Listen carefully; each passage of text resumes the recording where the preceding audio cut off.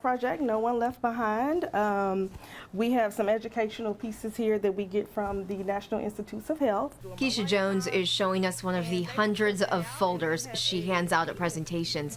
As the head of recruitment of clinical trials for Sanders Brown, she is trying to reach more people of color. This is my people, now we're gonna talk, we're gonna talk about those things and those hard questions and those hard conversations. Talking about dementia and the trials necessary to advance research on it can be hard. There are historical barriers. There's been some mistrust with the medical community and especially with the research. Tuskegee and Henrietta Lacks, those are some of the things that a lot of us know about where those practices were not protecting human subjects. There are also economic barriers. There's certain things, certain social determinants of health, like access to doctors, access to medications, availability of fresh foods that can contribute to one's health, and those things do play a role in the development of vascular dementia and Alzheimer's. Part of Angela Holloman's role at the center is to identify those barriers for minorities. If they're still working or caring for young ones,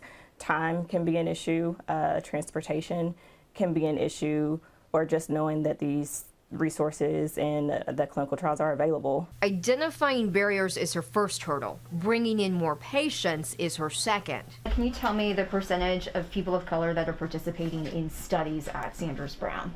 In our longitudinal study, we have about 15%. Clinical trials is going to be much lower. We want to be able to make sure we're not excluding ourselves in medicines that are being developed.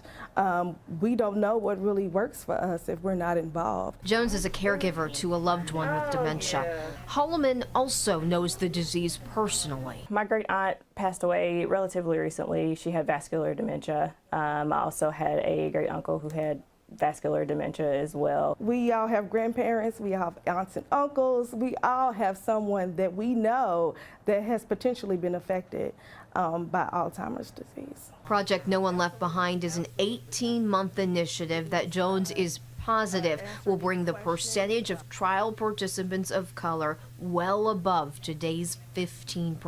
Medications affect different groups differently. So we want to make sure that they're being represented and being diverse. We want to make sure that our clinical studies are diverse. At the UK Sanders Brown Center on Aging, Kristen Kennedy, WKYT.